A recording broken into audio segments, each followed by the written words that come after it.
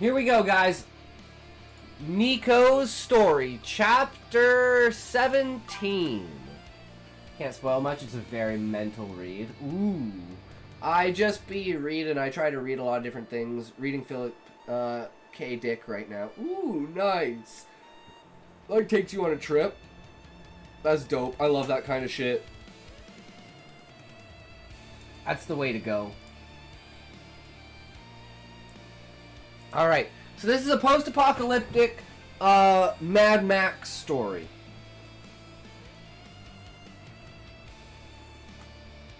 The next day, Gunnar was jolted awake by a discordant cacophony emanating from the agitation shaking the barracks. Welcome! Welcome! You are very much here, connection line. Love to see it. Your presence will be greatly noted. Not Krillin today. Thank God. But know your place, sir. Agitators. Thanks for the follow. You're Krillin today, connection line. Hi, sweetie. The hatred was just telling me you used to. Loser! You're human. Be a perfect match for us. Not that interesting. Oh man. Are you smoking? I mean, at least Krillin's better than Yamcha. Yo, Sean, what's up? How's it When going? did you start smoking? 1989-ish. So you have been lying. Now make sense. Let's find out. Filled ashtrays, burning Big, fuck! Yes, I'll say it. Her 3-pack a day voice.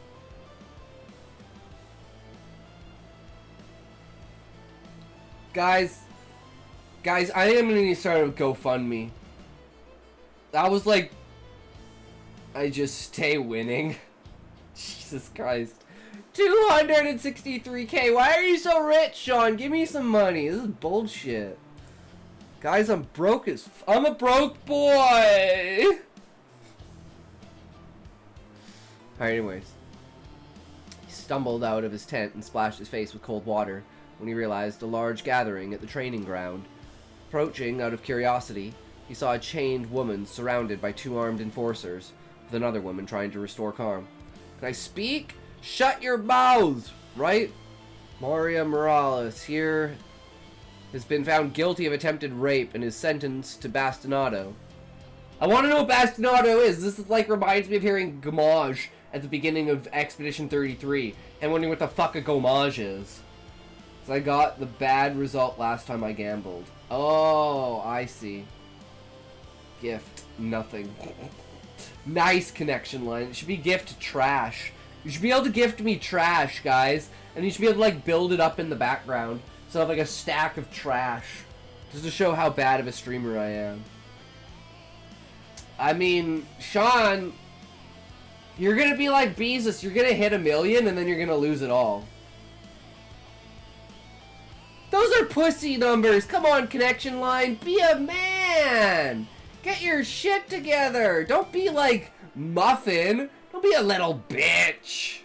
Come on. You gotta be like this.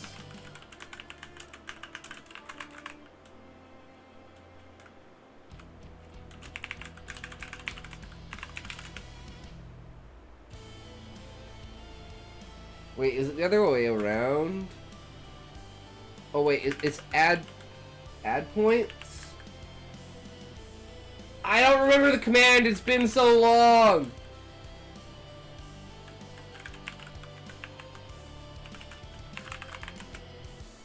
There we go. Okay, let's go, guys. Big numbers! Whoops. Here we go, here we go, here we go! No pussy it out! God damn it. Fuck! Fuck!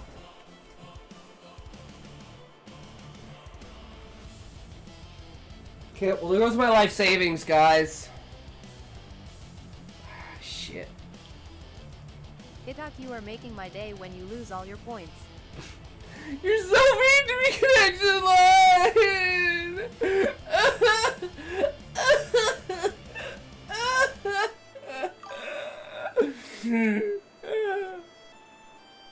Alright. I want to know what bastinado is, though. Let this serve as a warning to anyone with such plans. Go ahead. She barked at the armed men surrounding the condemned. Wait, are they gonna rape her? I'm confused. Like, I'm like, wait, is this gonna get fucked up? Is this gonna get really, really fucked up? Evil maxing.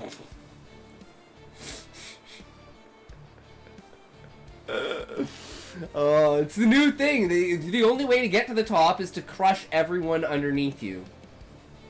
I added Castle of Caves, but it probably needs to be completely rewritten. I'll let you read the remaining 2 chapters at your own discretion. Alright, sounds good, Electrancy. Like I said, I'm an idea person. I don't care what's on the page.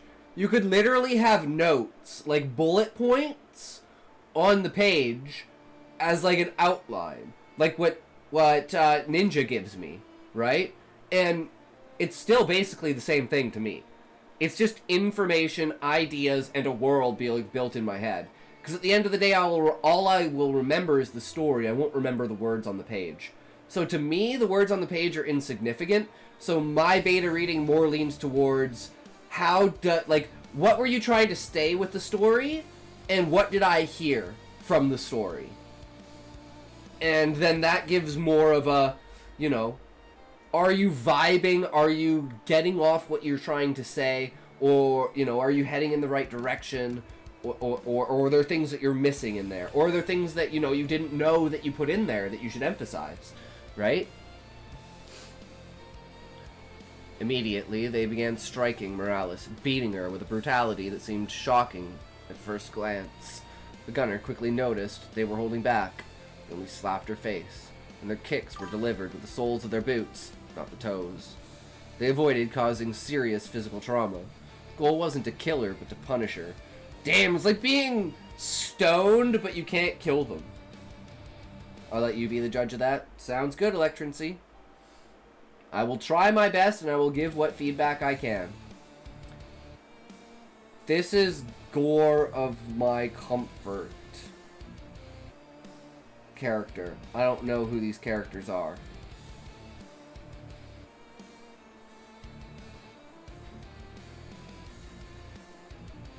I'm not sure what you mean by that. This is gore of my comfort character. I'm not sure what you're trying to say, Connection.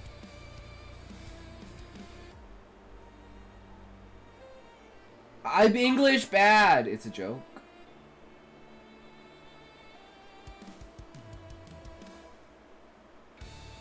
You. I'm too retarded. I don't know.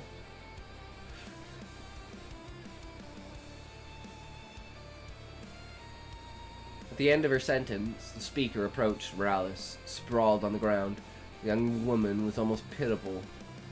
Cheeks red, one eye swollen, covered in grime. The one who ordered the punishment drew her weapon and fired into the dirt near her head. It's enough for this time, but do it again, and I'll aim true. Clear? Morales nodded. Guards unchained her. She struggled to her feet to limp back to her tent. The crowd dispersed, casting only looks of contempt. The pitiful spectacle. Maybe it's like all your base are belong to us. But like, all your base are belong to us makes sense. I don't know what it means by gore of my comfort character. Like, what's a comfort character? And like, you know, like I'm trying to piece it together, and I'm just like, I can't make an image out of this. But like, all your base are belong to us makes like complete sense. Basically, people say this is gore of my comfort character when a character they know is put into a harmful situation. People started using it ironically.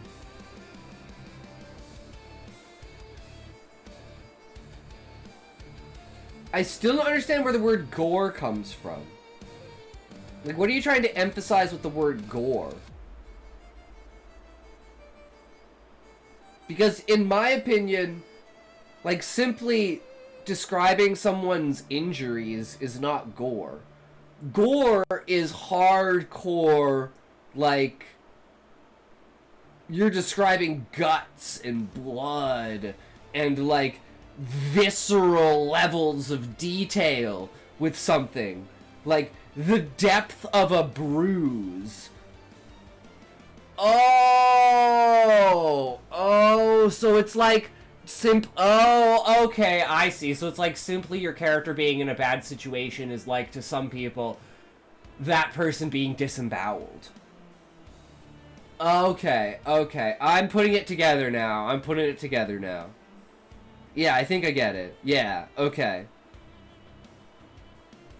So if someone sees Mario getting beat up, someone loves Mario will go, oh, this is gore of my comfort character. Okay.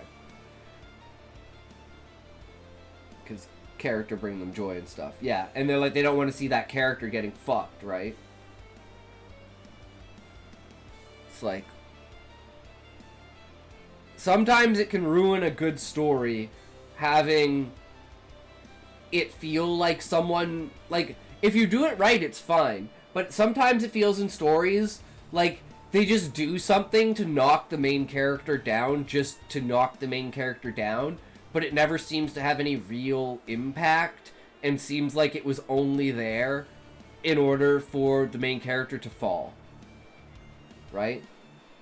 Instead of having, like, let's say a character like Aragorn, who never falls from grace, who is valiant all the way up until and including the end when he becomes king, including, and not limited to the line, you bow to no one, my friends. Or, my friends, you bow to no one. That's what I think is missing in a lot of stories, is an actual hero like that doesn't. And you could say, well, Frodo does. Well, it's like, yeah, but Frodo is just as an important main character as Aragorn is, right? But that's in a book that you have literally, like, 5 absolute main fucking characters, right?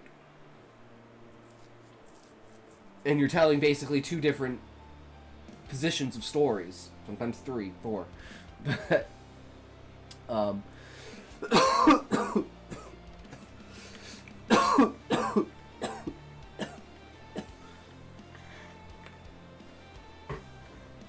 tangent aside, Connor headed to the city center, where the announcement board stood.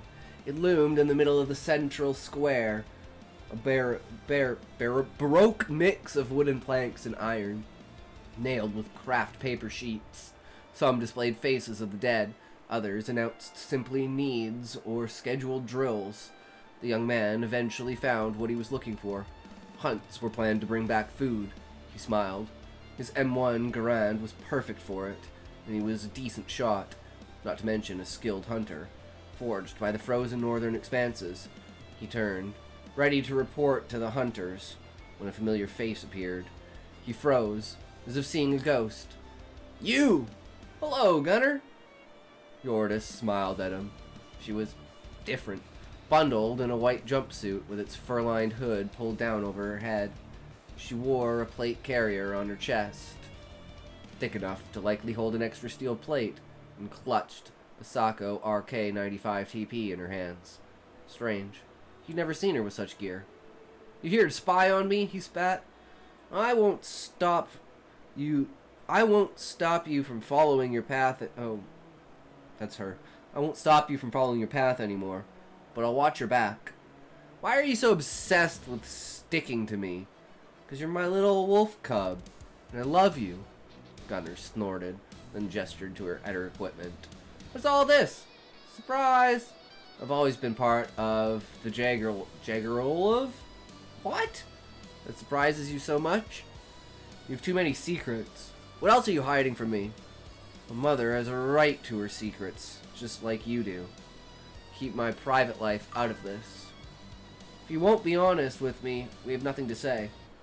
That's fine. Do as you please. But I'll be there to watch over you. Gunner turned and walked away without another word. Valkar approached Yordis. Tall man in his 30s, clean-shaven.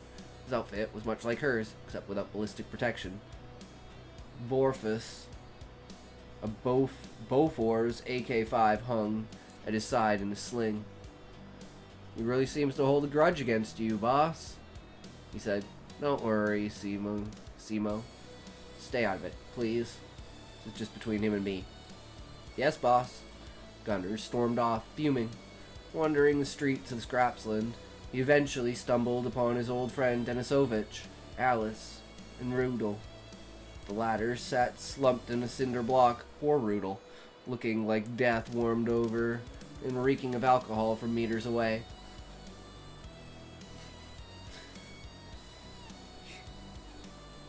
It's like, I'm just thinking here, Nyko, the idea of, like, Den chasing after Alice and Alice having to, like, confront Den and be like, yo, we should fuck, bro. And then Rudel being all, like, with Nina and everything and just be like, dude, man up and go talk to her. Just man up, go apologize, and go talk to her. You know? He realizes he was in the wrong for making light of such a situation like that. And don't ever say, like, the excuse of, oh, it's just a man thing. Keep that to yourself. Because if you say it, it sounds like an excuse. What's going on? It's Nina. Apparently, she doesn't want to talk to him anymore because of what happened with Hussein. What do you mean? You were there, so you know what happened. Well, yeah. Okay, then. Nina has a complicated past. She's been through that kind of thing. She couldn't stand Rudel downplaying what happened to Hussein. Rudel lifted, his lost gaze, pupils dilated, voice slurred. It's over. She'll never talk to me again. Somebody once told me the world was macaroni, so I took a bite out of a tree. Nice, Callie. I absolutely believe you, man.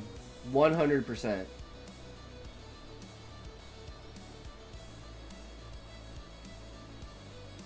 Is very true. We don't know that, Alice said. Give her some time. That's just it. It was the worst shit I could have done. Gunner crouched in front of him and punched his shoulder sharply. Ow, what the hell? What are you? A man? Exactly. When a man screws up, he doesn't mope like a wet dog. He owns his mistakes and improves. But smack, another punch to the shoulder. What are you? A man! Louder!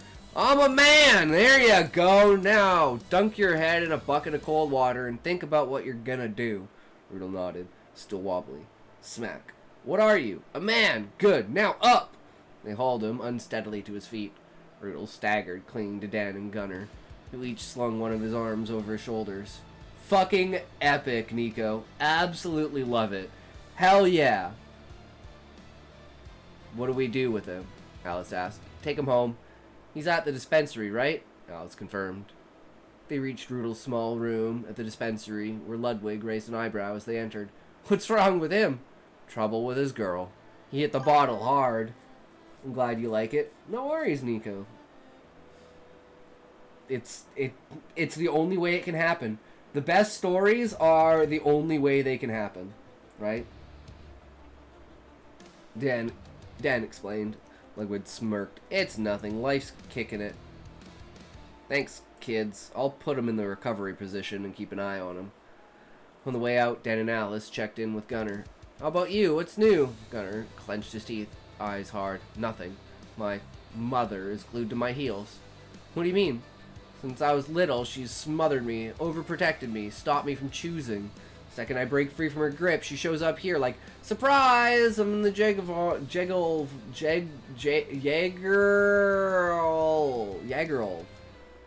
And I'm here to watch you, Jagerolf. Our recon and tracking troops. Kinda like us, Alice smiled. Huh? We're rangers, explorers, and scouts. If you say so. Anyway, I didn't come all this way to get babysat. Understandable. So what are you gonna do? I'll ditch her the moment she's around. She's not around?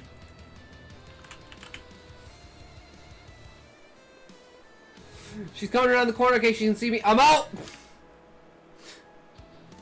Do you know why she's so desperate to watch you? You're grown now. No clue.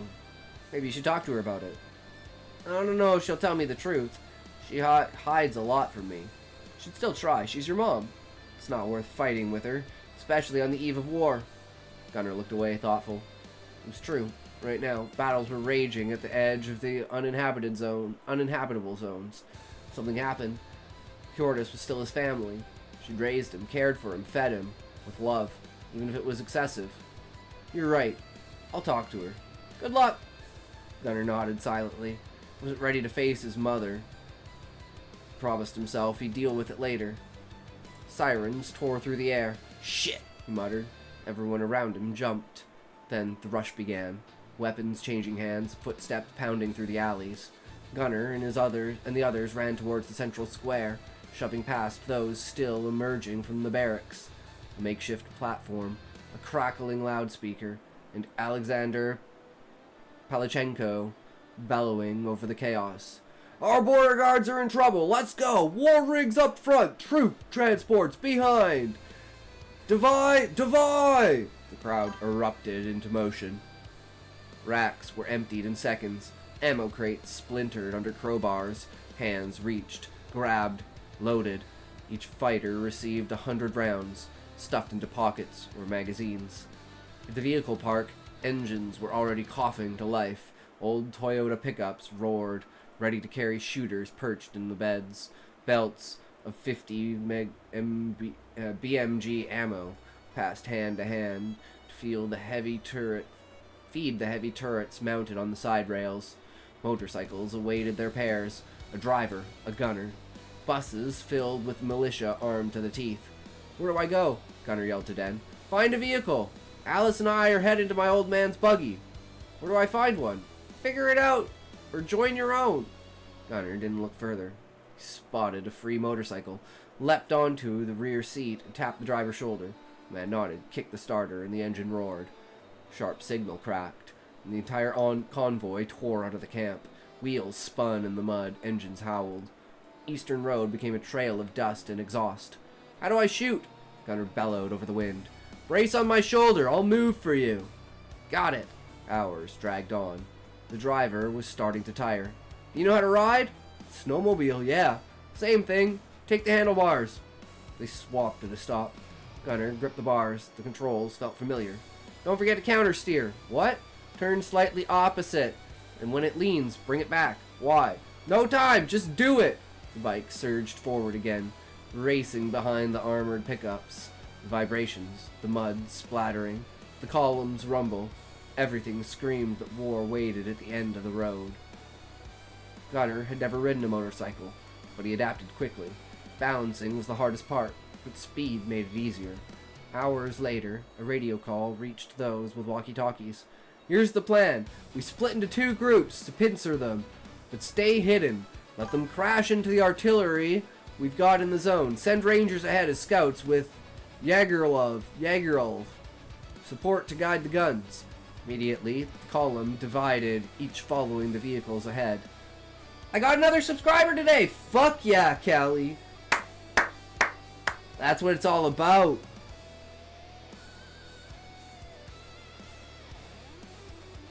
Fjordis Vinkinson, at the wheel of her pickup, took the lead of the recon team and her men in 3 ranger vehicles, including a buggy carrying 4. What do we do, Mom? Den yelled, clinging to the buggy's steel bars, his voice muffled by the engine's roar. We guide the artillery, Magda replied, checking her weapon. How? First, find high ground to spot the enemy. Mark their position and note 2 things. Azimuth with this, and distance by eye. Then we relay it to the battery? Exactly.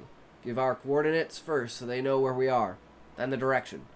Azimuth 120, target 1 kilometer, pickups and bikes south, full south, for example. What if it misses? We correct. Too short? Add 200. Too far? Minus 150. Too left? Right 50. Too right? Left 100. Always in meters. Always clear. She fixed him with a stern look. When it's good, say shot on target, and they fire for effect. Keep adjusting if they move. Wait if our guys are close. What if our guys are close? Warn immediately. Pop a smoke so they stop. Otherwise, we'll kill our own. Buggy bounced through a mud pit, spraying brown sludge over their faces. Magda wiped her eyes with the back of her hand and continued to just remember.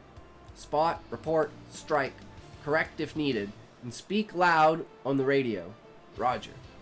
How are you handling coordinates? Hjordis asked over the radio. That's our job.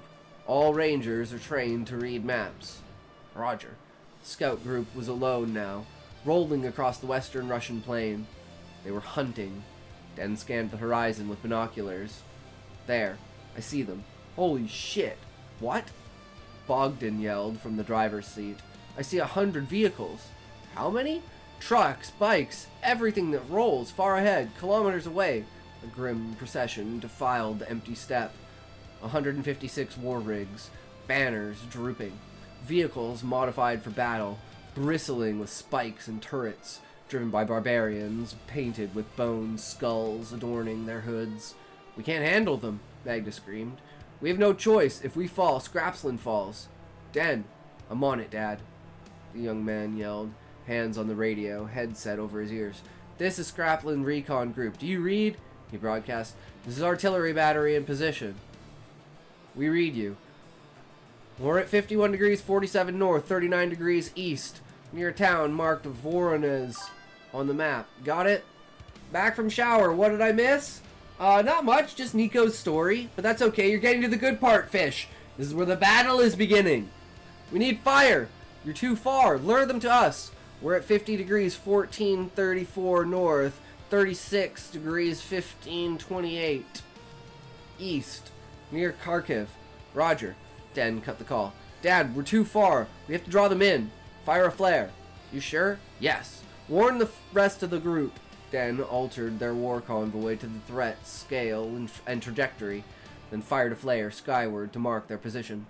Immediately, the warband veered and charged towards the recon group. Den could almost taste their bloodlust. A chase ensued across the desolate lands.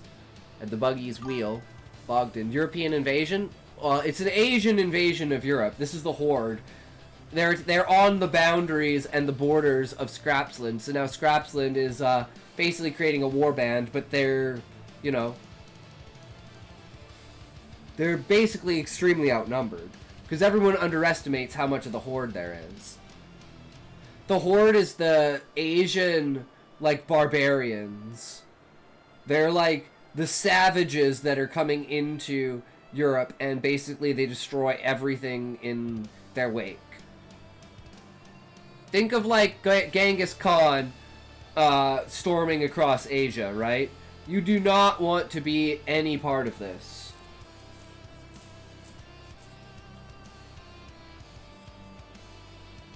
Got you tabbed up while gaming. It'll be an amazing stream. Hell yeah, Cubano! Thank you, good sir. Good to see you again. Enjoy your gaming. Always appreciate having you in here, good sir. Bogdan pushed the engine to its limit, bouncing over road ruts. Hjordis drove like a maniac, risking the axle. The landscape blurred, mud and snow as far as the eye could see, dotted with ruins. Then, a characteristic clicking made Alex jump. The Geiger counter! She screamed. Everyone donned masks. Unfortunately, they were deep in the dead belt. Their protection was superficial. Luckily, they had anti-rad syringes filled with radiotropic mushroom extract, like penicillin. It absorbed radiation and shielded the body. The only effective remedy against the invisible poison, though limited. It could save acute radiation syndrome victims or counter cancers from severe DNA damage, but it was better than nothing. It couldn't save acute radiation syndrome victims or counter cancers from severe DNA damage, but it was better than nothing. How many syringes, Dad? Den yelled. 7, including the Valkars. That's it? We can't linger. An hour later, still fucking ads! Oh, we're getting to the good part, guys. We're just getting to the good part. And then the ads come in, and they ruin everything. Like, assholes. They're fucking assholes. Motherfucking assholes. I don't like them. Guys, I don't like ads. They're not fun anymore. They're just pushy and they're mean, and they're abrasive, and I miss 90s ads. Guys, I fucking miss 90s ads, man. Those were the shit. Ads in the 90s were the best. I love Canada. Rah. Canada sucks dick. But that's okay, because I like sucking dick.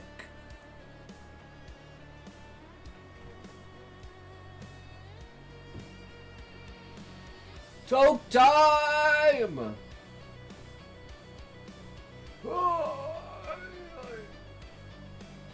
Oh my god. My ball is stuck.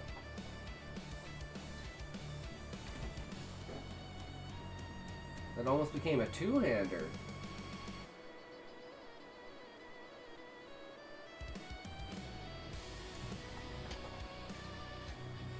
Alright, get your dokes ready! Let's get her! 3, 2, 1, toe!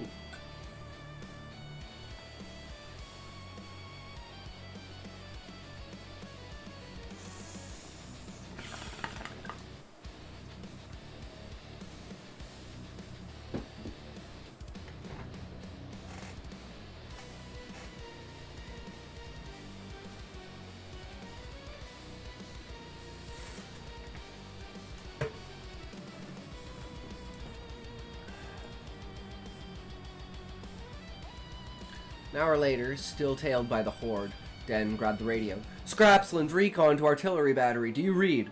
We read you. We're 15 kilometers from your position. Approximately coordinates 50 degrees, 14 mark 34 degrees north. 37 degrees 12. I don't know how to denote those location-wise. Right? They read you, sir.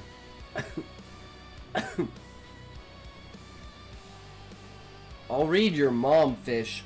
You know what she says, Fish? I love you, son.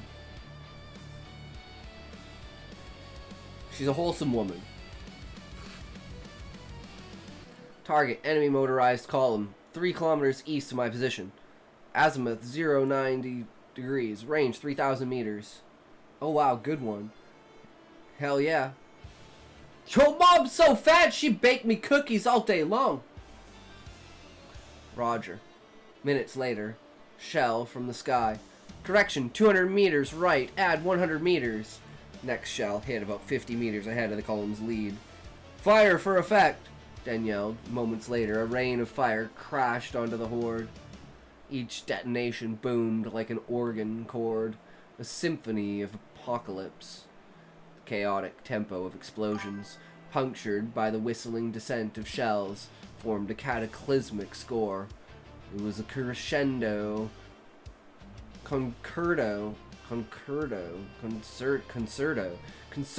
of thunder and steel, furious god hammering metal keys. Your mom is so stupid she had you. Damn, Fish! Holy shit! Damn, bro! Whew! Damn! I don't know what else to say. Holy shit! I mean, projection. Then he spotted their allies flanking the column. They pincered them and were charging full throttle. Cease fire! He screamed to the radio. Our guys are in. Copy. Concert fell silent.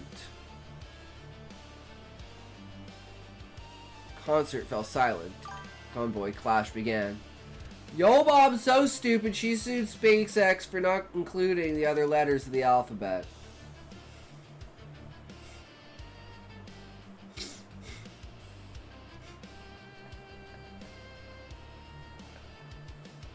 I like that one, connection line. You know what my favorite one is? 3 guys walked into a bar. I think one of them would have noticed. Tortoise whipped her pickup into a U-turn and charged the barbarians. "The hell are you doing?" Bogdan yelled. "I'm getting my cub." damn it, let's go! From the motorcycle's rear seat, Gunner had witnessed the explosive spectacle shaking the plane. True connection line. His more experienced partner had insisted on retaking the controls for the fight. Ahead, the Horde tried reorganizing after the steel rain. By a third of their force was gone. Two guys walk into a bar. The bar says, "Hey, I'm walking. Hey, I can't do the accent. Hey, I'm walking here. I'm walking here. Hey, I'm walking here. Hey, I'm walking here." No, I can't fucking do it. You know what I'm trying to do.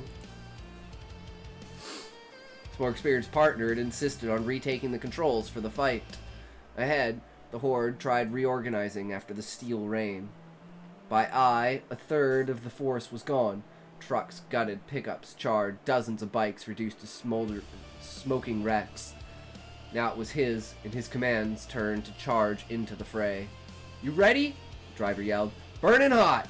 Then we charge!" The driver revved the engine and accelerated so violently the bike reared. Gunner nearly flew off but held on, grabbing his M1 Garand and bracing it on his partner's shoulder. Hunting targets. Moments earlier, inside the Horde's column, Atane, Bu, Quade, Balek, Eddie. Fuck, what the hell was that? Roared a warrior at his truck's wheel. Atane, Urgu, Guadichandan, Barry, Asmadan, Quargoshan, Jate, Tarat. Holy shit! Since when does the sky shit lead? Passenger cried, clutching his AK-47. Trembling hands. Fuck, they broke our formation! We need to regroup! CYKA, no time, they're charging! Defend yourselves! The artillery had perfectly achieved its goal. Beyond destroying vehicles, it scattered the column. Small groups were isolated by hundreds of meters, by some by a kilometer if unlucky. Scrapsland forces, capitalizing on the shock, floored in.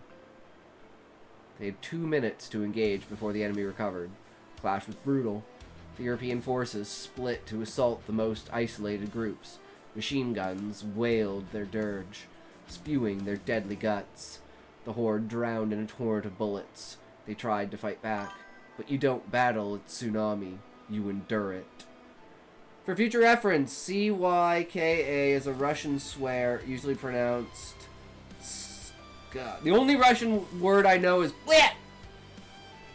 Pronounced suka? Suka? Okay. Bleh! That's the only one I know.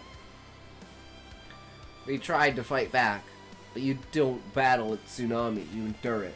Rockets flew, bullets pierced war car metal. Yeah, Blat and Suka go together. Okay. Suka Blat! Suka Blat! Okay. I was saying Suka, right? Rockets flew, bullets pierced war car metal. The Horde was whittled away by the European warriors' harassment. Gunner took out a Lady Neva by shooting its tires. The 4x4 flipped and crashed into the steppes' mud. But as he celebrated by raising his rifle, a Gallic surged from nowhere and rammed them. Fucking bitch is what it means, basically. Ah, okay. He and his partner were ejected, rolling painfully on the ground. As they struggled to recover, one of the Neva's occupants crawled toward them, raising an SKS-45 to gun them down. Then a Toyota pickup barreled in at full speed and mowed the barbarian down under its bumper. Painted bluish gray with a stylized wolf head livery, skidded to a stop meters away. A warrior leapt out and ran to them, masked. The gunner recognized her gear instantly. "Thank God you're okay. What are you doing here? Protecting my cub, damn it," she said, offering a hand to help him up. "I'm not a cub. Not the time. If I hadn't shown up, you'd be dead." "True. Would it kill you to admit it?" Thanks, Mom. Finally, I've waited 20 years for you to call me that. You shouldn't have hidden it. Get back on your bike. We'll talk later. There's a war on. Gunner nodded and ran to check on his driver while Hjordis climbed back into her truck. The rider, dazed, struggled to stand.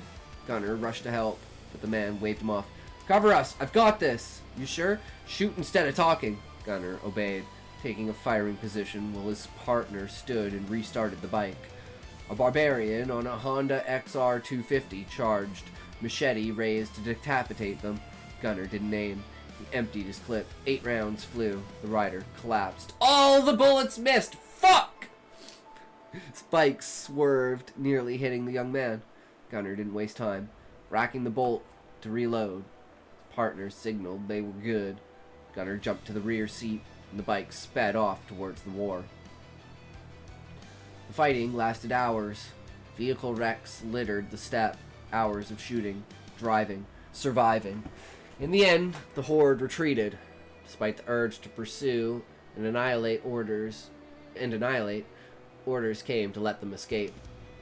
Golden rule of war: never chase a retreating enemy without intel or support, or risk an ambush.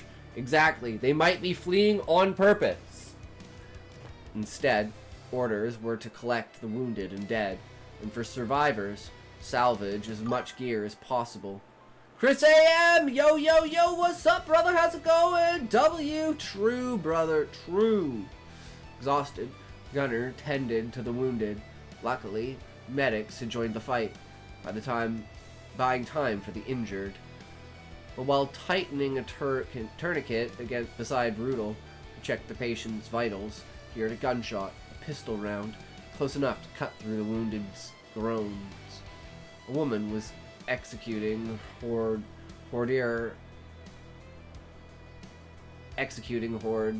survivors. Rudel bolted up and ran toward her. Had to be Nina, given his reaction. Gunner ignored it. Those two had issues to sort. He finished the tourniquet when someone crouched beside him. "You're still here, huh? You gonna keep holding that against me?" "Not this time. You saved my life." "That's what mothers do. But apparently I have to save your life for you to accept me by your side." "No, I mean, can we talk when we're back in Scrapsland?" "Works for me." She slung an arm around his shoulder and pulled him close. For once, he didn't protest. With triage and salvage done, Europe's warriors hit the road back to Scrapsland. But at this distance, they couldn't make the golden hour. So many wounded didn't survive the trip. Buses were relinquished for the critical, the able-bodied crammed into pickup beds, trucks, and utilities. Gunner ended up in the back of a UAZ 452, squeezed between his mother and a man taller than him. A rarity, as Gunner topped 1.8 meters. This guy hailed from the western techno-feudal principalities, clad in heavy armor, mixing Kevlar and chainmail. Pouches everywhere. His AR-15 rested on his knees, taking up space. Despite the outside cold, combat sweat and engine heat in the cab made the air stifling. It had been a long ride. Several warriors passed out from exhaustion en route. Hours later, they reached Scrapsland. As vehicles parked, everyone sighed in relief, but duty wasn't done. Exhausted or not, there were wounds to treat, dead to count, ammo to store. A few more hours before rest. Gunner cursed himself. Should have slept on the way. For the medics, it was chaos. Dozens of wounded piled onto stretchers. They were overwhelmed. Despite triage, they quickly realized they couldn't save everyone. Damn it! These warriors hadn't been brought home to die. While surgeons scrambled, Gunner fought to keep patients alive, blood spurting under his fingers, seeping under his nails to dry. In the grim atmosphere, he followed the nurse's lead under Alice's command. Safe Margie Ryan?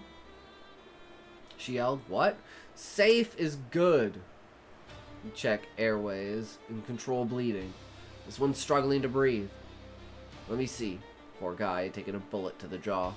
Mandible shattered. Tongue and mouth floor swollen,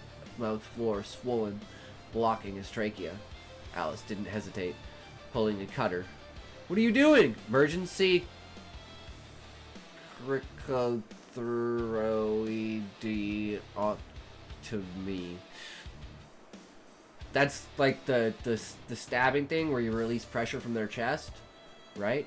Cutting between his collarbone and throat. You sure? Yes, I'm trained for this.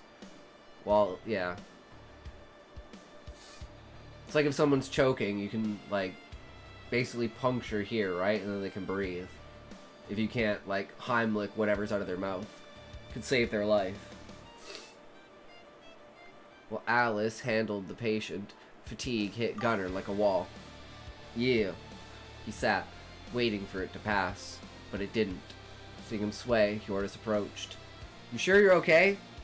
Hot pics in the background. Freaky. Yeah, connection line. We do hot chicks leading up to and including the makeup stream. And so it's not tomorrow, but the next day. So 2 days until the makeup stream. So we gotta decide, should I wear the maid outfit again for the makeup stream? What do you guys think?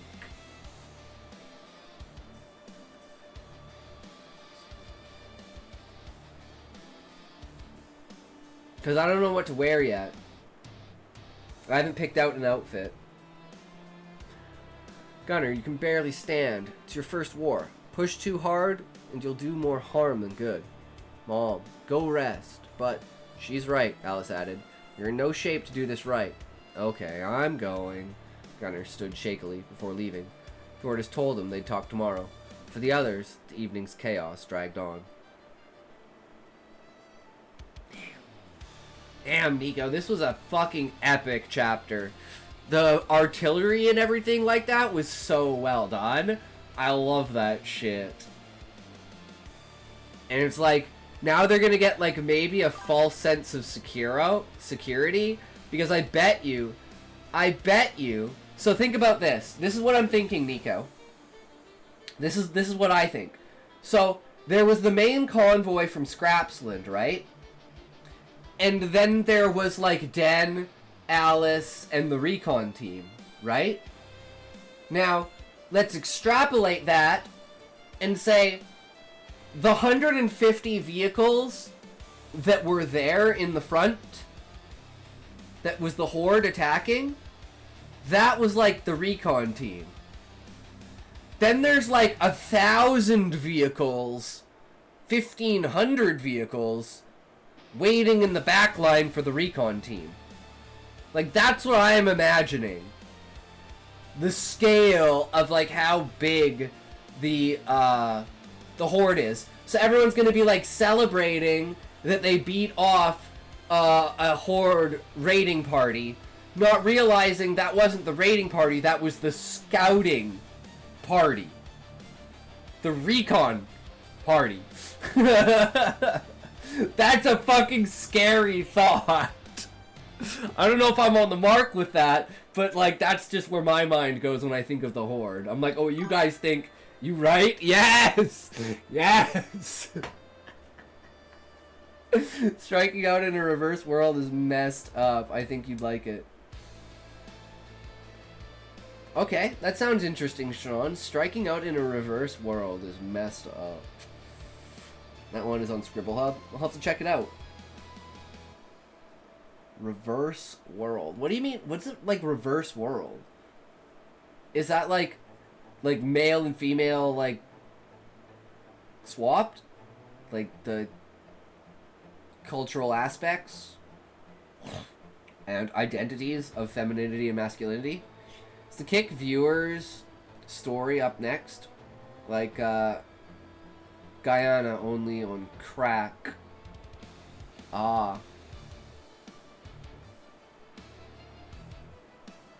No underwear for men either.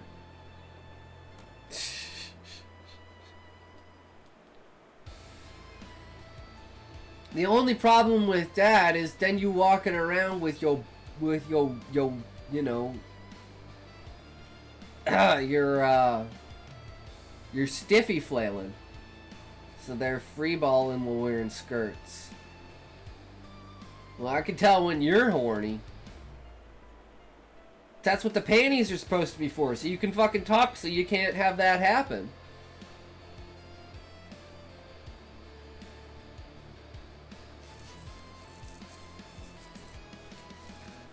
Oh man. Now, do the men enjoy this, or do they feel objectified? Because I love this whole thing of it's like the meme of like it's like where women started, and it's like we don't just want to be known for sucking dick, and then it's like, you know, slowly going around the circle, and then it comes back and it's like having the best job in the world is just sucking dick.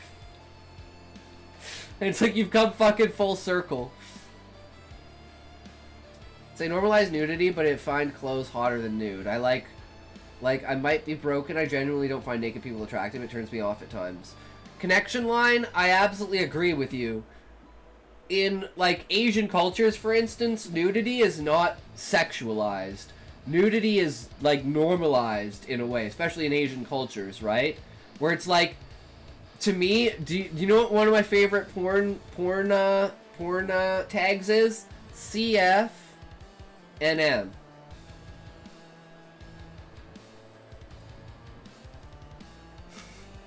You know who you know.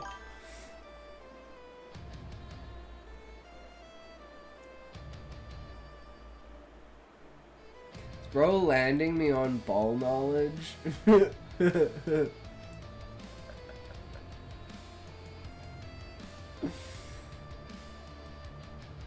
Clothed female, naked male.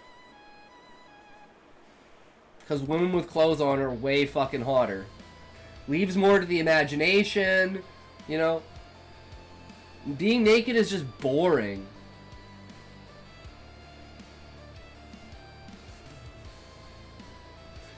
But anyways, tangent. But yeah, no, I thoroughly enjoyed this chapter, Nyko. Hell yeah. And like you know, bonding between Gunner and his mom. Hell yeah. Takes that life or death moment to realize that, you know, she's doing a good job at what she's doing. Men in a nice suit with they dick out, and women in literally anything, getting it always be my mount. Yup. It's a good time. Alright, so Electrancy is up next.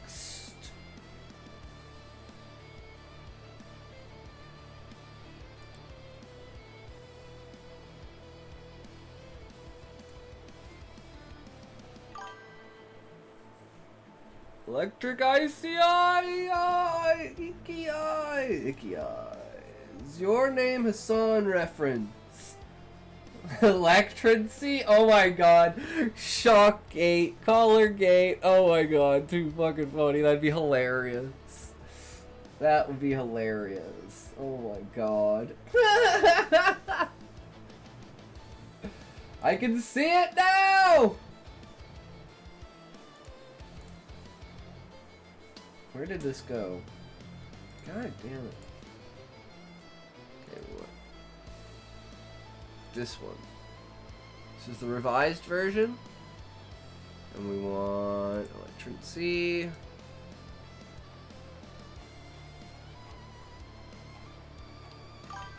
Chapter 2, The Weight of Conformity. Ooh, that goes fucking hard.